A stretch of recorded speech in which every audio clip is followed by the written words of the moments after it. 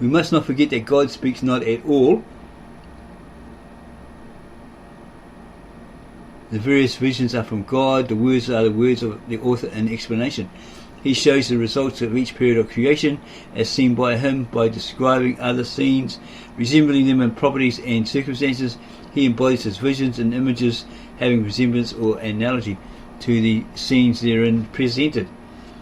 So the problem is God speaks one way and we translate it to others in another way, because who knows the mind of God, right?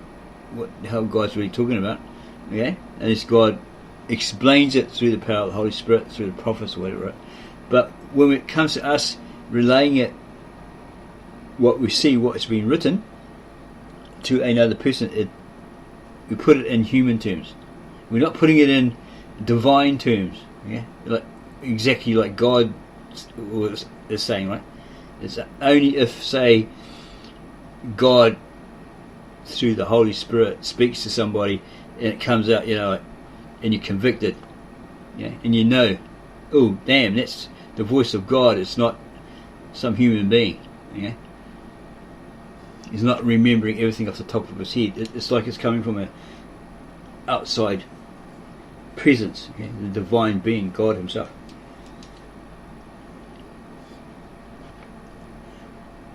Neither of these views is of the completed epoch. They show the early morning only of each period. The changes were still in progress, and higher and more complicated forms of animal life suited to the improved condition of the earth, its climate and atmosphere, were continually produced. Yeah, they adapted. They adopted and adapted, because, okay, 1 minute it's really hot, right, really warm, and then suddenly it gets cold. So they've got to go through this process of, okay, when it's hot, I can bear all, let's say, for example, a snail in a shell. Just for an example, right? Or frog. Probably the analogy is better, being a frog. The frog's in the water, okay, it's hot, all that sort of stuff. The water's too hot or something like that. So the frog leaps out and he's looking for some shade until it cools down, right? It gets a bit cooler or colder, so he jumps back into the water. It's like that, if you compare it to that. They had to adopt and adapt, right? Or adapt and adopt. Get used to the changes. Pre-Glacial man and the Aryan race. 1. The formative period. In the beginning, God created heaven and earth. Okay, as we explained in the Aramaic Breetah, it says, in the beginning, the Son of God, or the Milta, or the manifestation of God, created heavens and earth. Okay, this is coming from probably a, how do we compare it? An Americanized English version, one version, right?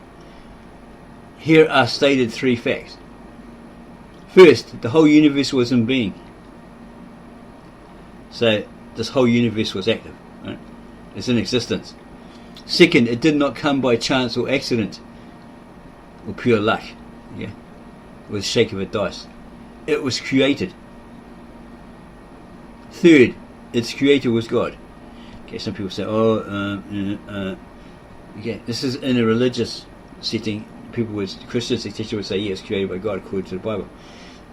These are the foundations on which the author proceeds to erect his superstructure. So this here is all coming from this particular author of these old lost text documents. Okay,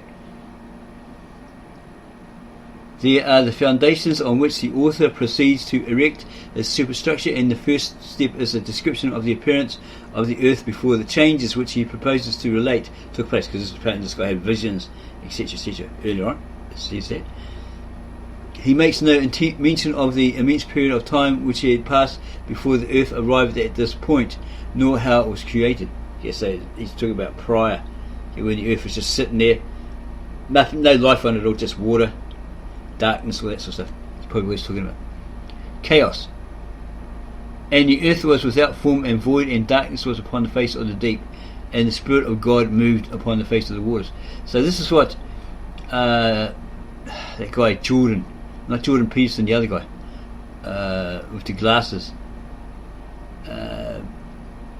goes on about the Bohu and the Tohu. in his videos. Without form. There was no variety of form, only an apparently flat surface without mountains or valleys. There's no land at all, right? No land mass, nothing. The earth covered with water, only a few muddy patches appearing above the hot and steaming seas, and void of life. So it had nothing was living, right? No plant, fish, bird or beast, no form of animal or vegetable life appeared upon its surface. Intense darkness was upon the face of the deep. Not a single ray of light from the sun could pierce through the heavy body of vapour and clouds surrounding the earth. The frequent lightning only served to illumine the black waters. And the spirit, or wind, divine wind, you have a look in the Good News Bible, at the footnotes there, and it says divine wind. Even the Schofield one says that. It's divine wind. Divine wind of God. Footnote at the bottom says, Kitto's Cyclopedia says the primary sense of the term spirit is wind, as he that formeth the mountains and createth the wind. Amos 4:3 and John 3:8. The wind bloweth where it listeth. This is the ground idea of the term spirit.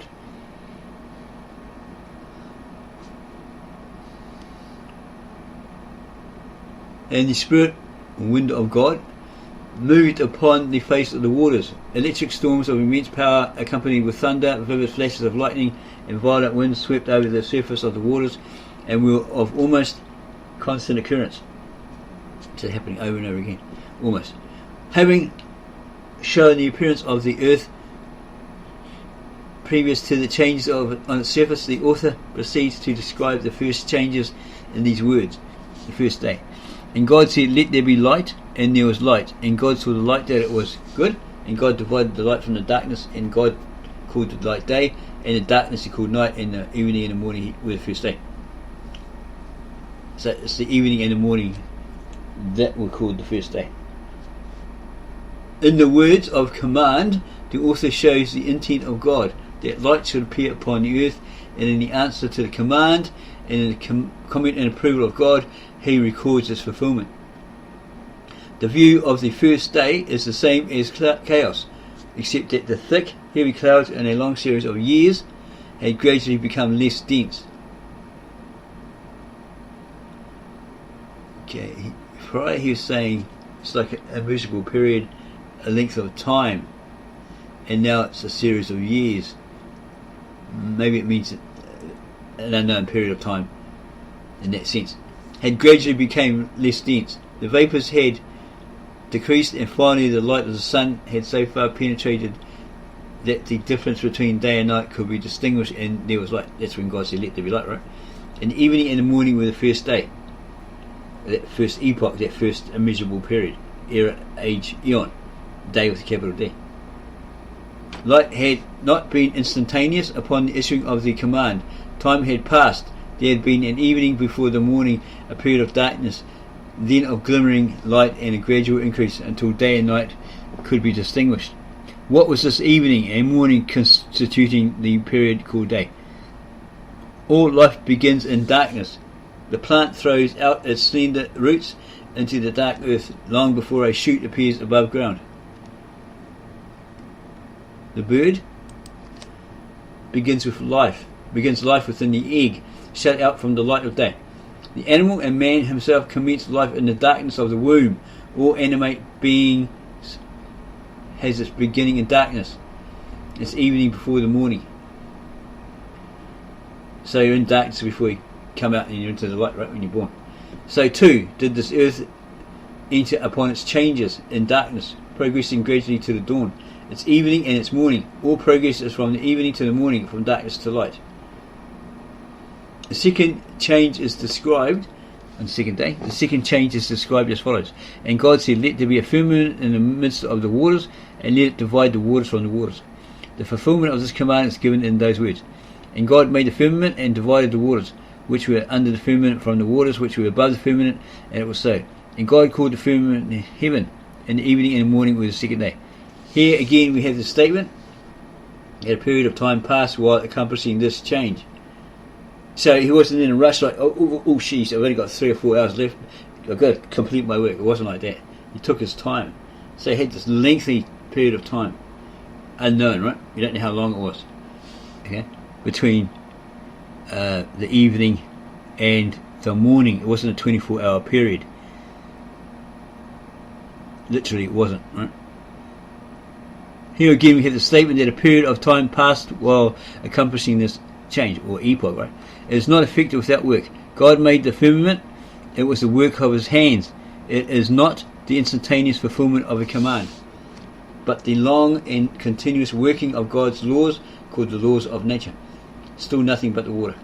The action called for is a division of the waters on the waters, an expanse or space between the waters on the earth and the water in the clouds above. This second period or day is a continuation of chaos and first period. The action is the same, namely the gradual thinning and raising of the clouds and vapour until there is an expanse of atmosphere, a space dividing the waters from the waters. We shall find that this action continued until the fourth day, when the sun's rays finally pierced the clouds and shine upon the earth.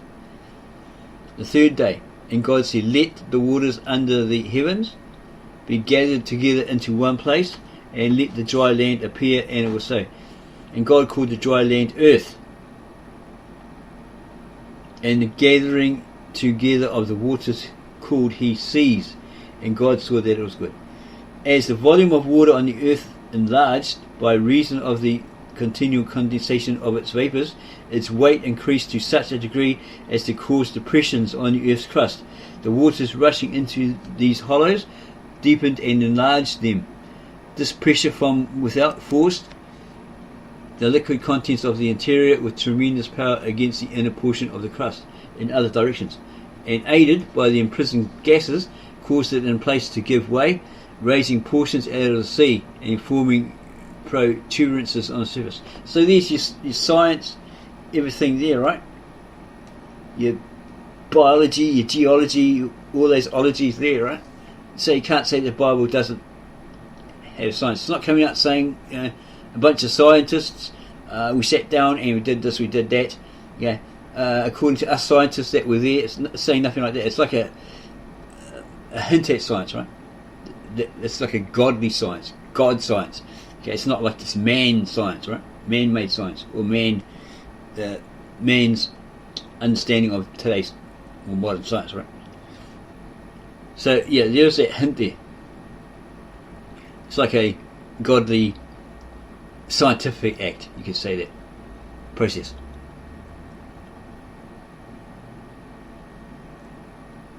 Okay, it goes on about the creation. The action of God has been shown in the changes which have taken place on Earth's surface, preparing it for the introduction of life. The creative period, the third day. Contemporaneous with this change on the Earth's surface, the first of the new creations commenced, as indicated in the next command. And God said, let the earth bring forth grass, the herb yielding seed, and the fruit tree yielding fruit after his kind, etc., etc., as in the book of Genesis. And of course, God saw that was good. And then evening and morning were the third day. And then vegetation appears, and so forth. Okay, and further down it says, the sun's rays had not yet pierced the body of cloud and vapour till enveloping the earth, but the heat and moisture, together with the subdued light, made the earth a great hothouse for plant growth. As a footnote indicated there, Louis Figuier, in his The World Before the Deluge, says, during a long series of ages, so it's a measurable period, unfathomable period, eras, eons, day with capital D, the solid crust of the globe went on increasing in thickness as the process of solidification of the underlying liquid matter nearest the surface proceeded. This state of tranquility could not last long. The solid portion of the globe had not yet attained sufficient consistency to resist the pressure of the gases and boiling liquids which it covered and compressed with its elastic crust. The waves of this internal sea triumphed more than once over the feeble resistances which were opposed to it, making enormous dislocations and breaches in the ground, immense upheavals of the solid crust raising the beds of the seas far above their previous levels, and thus mountains arose out of the ocean. On the other hand, the earth, as it continues to cool, would also contract, and this process of contraction was another cause of dislocation at the surface, producing either considerable ruptures or simple fissures in the continuity of the crust. Heat, though not necessarily excessive heat, and extreme humidity were then the attributes of the Earth's atmosphere. Conditions of equable and warm climate combined with humidity do not seem to have been limited to any one part of the globe, but the temperature of the whole globe seems to have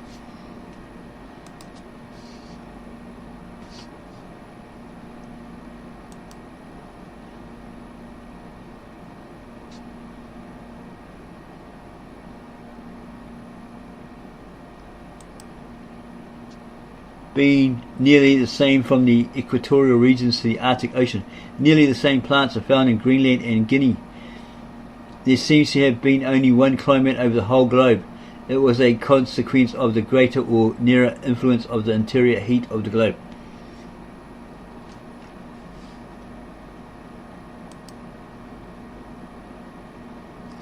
Okay, so vegetation appears. The heat and moisture together with the subdued light made the earth a great hothouse for plant growth. And God said, let there be lights in the firmament of the heavens to divide the day from the night, and let them be for signs, and for seasons, and for days, and for years, and let them be for lights in the firmament of the heaven to give light upon the earth. The fulfilling of this command is recorded in these words. And it was so, and God made two great lights, the greater lights to rule the day, and the lesser light to rule the night. In the Breetah, Aramaic Breetah, in Genesis and English, it actually says two suns, but that's a Eastern mindset, right? Two suns. They probably mean two, yeah, because they glowed. That's what they're probably referring to in their Eastern mindset, Eastern thought, right? The way they wrote, these authors wrote. Basically, they're the sun and the moon. Okay, and he goes on about that. The vision of the seer is described. This is the guy that supposedly had these visions of what went down. And God made two great lights, the greater lights to rule the day, etc., etc. The remainder is a statement of the object of the creation. Creation and is the same formally held by mankind in general, namely that the heavenly bodies were created for the sole purpose of giving light to the earth. And as the beds of the sea became deeper, the hills rose higher, and verdure clothed the earth. The steam and vapours had continued to decrease in density and had risen higher in the atmosphere, and so forth.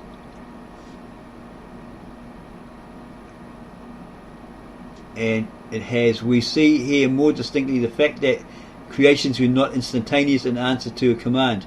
Like, God didn't say, make the animals, and bam, instant animals like instant noodles, right? It's not like that. They were instantaneous in answer to his command. We are told that God made two great lights, and he made the stars also. Thus the planning, forming hand of God is seen and as in the other creations, a statement is made, the evening and the morning was the fourth day. So yeah, God gives a command. He says, yeah, let there be two lights, yeah, and then they're made. Okay, that's what it's saying. The author describes the various scenes of creation as they would appear to an observer on the earth's surface. On the fourth day, he says, God made two great lights to light the day and night, but we must recollect he had already stated that in the beginning God created the heaven and the earth. The sun, moon and stars now shining on the earth for the first time were therefore not new creations, but new appearances that had not before shone upon the earth's surface because of all the dense clouds. And here's a footnote down the bottom. One, Professor Simon Newcomb says no data in history exists for reproducing the ancient ideas, except as they are scattered in fragments through many writers. But modern astronomers can reconstruct the heavens as they appeared to the ancients. He regarded the science of astronomy as having its beginnings in such observations as a child would make of the heavens. He traced the development of ideas from the beginning, and the belief in the earth as a plane upon which the vault of heaven rested at the horizon. By observation of the diurnal motions of the stars came belief in a celestial sphere moving around the earth, and from the unchanged relation of stars to each other. So this Professor Simon Newcomb came up with that idea, right? That the earth is a sphere or a globe. It's round, not flat. Yeah. Belief in a winged fowl after his kind, birds and all this sort of stuff, and God thought it was good. And it goes on and on about that creation act. Geology gives but slight knowledge of the birds in the beginning of this period. Crustacea and a few forms of fishes being all that have as yet been found. These days, quote, days, unquote, cover long periods of time during which animal life beginning in the lowest was succeeded by improved and more perfect forms, and the strange and uncouth birds of the early days were gradually improved. So they basically evolved. Yeah. Nothing to do with the Darwin's evolution. They didn't go from monkey to a bird, or a black bear to a whale, or vice versa. They just evolved, right? As languages evolve over time. Yeah. They adapted to the environment, basically. Okay, so they were gradually improved until in the latter species, beauty of form and colour were added to delight the eye, and song to please the ear of man, while others would serve for his food or add to his comfort. Well, in Genesis 1:27 or 28, they were very rarely eaten and used for sacrifices. So man has their byproducts. Okay, if a bird laid eggs, a man would eat that, or it had a cow, or a goat, or a sheep that gave milk to its young. Well, then that's what they'd have. They'd turn it into cheese, lard, curd, whatever, right? They ate in those days in the Garden of Eden, etc. Okay. Others would serve for his food or add to his comfort. The vegetable life of this period was extremely abundant. The atmosphere was laden with the constituents of plant life and growth, heat, moisture, carbon and electricity, while the sun added his strengthening and vivifying powers. Fern-like trees and plants, palms and other soft-wooded trees, obtained prodigious growth through the influence mentioned, and in their decay, accompanied by pressure, formed the great coal measures and in the earth, right? Deposits and all that sort of stuff. Sixth day. On the sixth day, we again have two visions described. The first in these words: and God said, "Let the earth bring forth the living creature after its kind." Blah blah blah. Gets down to the next part where he says, "And it was so. God made the beast of the earth, etc., etc." And then here again, God answers his own command.